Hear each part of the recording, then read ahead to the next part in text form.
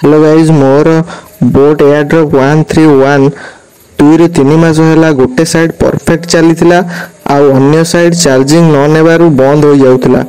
यार कारण मो रिसर्च कला परे जानिली जे एथिरे कार्बन हो जाउची। एहाकु सफा करिया को पड़िबो।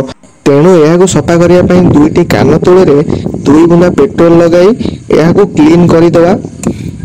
मु जो भाव करूची आपण सेही टाइप रो क्लीन करि दियंतु। किसी समय सुकई दियंतु जहा फल आमर पेट्रोल सब उड़ी जीवो। यहाँ पर मु स्केल यूज करछि। आपण अन्य कोनोसी जिंस यूज करके एही टाइप रो सफा करि दियंतु। एही टाइप रो टे घसी दियंतु।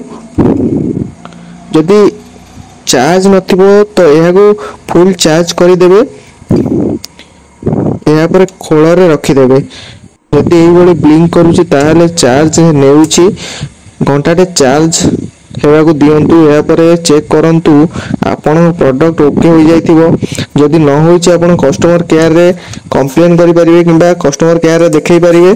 जदि वारंटी रो डेट न सरिछि तो एक्सचेंज करि दियंतु।